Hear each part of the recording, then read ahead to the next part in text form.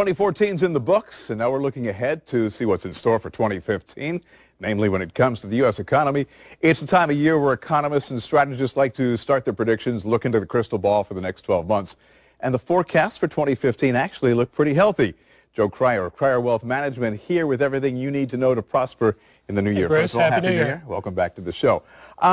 Everything's not rosy, but there's some pretty encouraging news in there. Yeah, we've had a couple of good years here of recovery in the U.S. economy, and stumbling out of 2009 took a lot longer than anybody wanted, but we're finally getting some momentum here, and it's thought that that momentum's going to carry through 2015. Let's talk about some specifics for 2015. How about when it comes to jobs and money? Yeah, it's looking to improve. Even though the unemployment rate has come down considerably, people know that they don't necessarily have the job they want. There's a lot of part-time workers out there that would like to be full-time employed, and it's thought that this year we're going to get to full employment. People are going to start shifting between jobs, and the end result of that might be that actually wages start going up and people start getting those raises they've been waiting for. Consumer spending is directly tied to consumer confidence. How confident are we?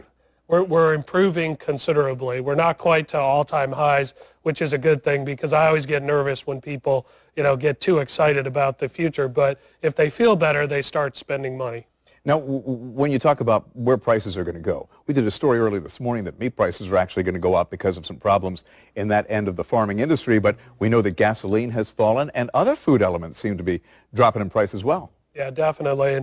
And with oil dropping almost 50% over the last 6 months or so, that helps us at the pump, but it also helps producers and anybody who's hauling livestock or anything else across the country. Their costs are going down. That's going to translate maybe not into lower prices, but the increases we've seen at the grocery store should plateau a little bit here. And if nothing else, if people have more money in their pocket from the pump and they're not paying more at the grocery store, maybe a slight raise in their job, that translates into a pretty good year. For people who are thinking about buying an SUV, do those gas prices stay down? I don't know that I would jump the gun on that. It probably does. There's no reason to get crazy with big vehicles. And yes, there is a cycle to that. The producers will start putting out bigger vehicles for a while here, but I think the trend towards hybrids continues here.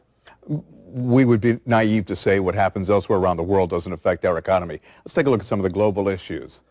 Yeah, there's a few hot spots around the world, and we're capable of coming into work any Monday morning and having some crisis that is the headline news. And this year it's likely to be around Europe, China, Japan slowing down. Those economies are hurting. And then, of course, there's no shortage of conflict out there with Russia and ISIS and everyone else. It's just a matter of time until something really scary happens. And when that happens, U.S. markets tend to contract a little bit, consumer confidence drops, and people just kind of hold their cards and go into a nesting phase a little bit. And for those of us, the average Joes, you got to sit back, and you advise us all the time, you know what, every once in a while revisit your investments, your retirement accounts, and things like that. How do we play with our money based on some of these predictions? Yeah, this is a great time of year to look at that. I always say December, January, review your budget, see if you were spending a little too much, maybe increase the amount you're putting into your retirement accounts, and above all, just try to keep calm, because we are expecting more volatility in the markets. 2013 and 14 were a lot calmer than anyone thought, and the market's way overdue to have maybe a 20% drop. That's normal in the cycle here. So, we saw in October of 2014, the market dropped 10%, and there was pretty major panic out there. Turned around right away, almost too quick.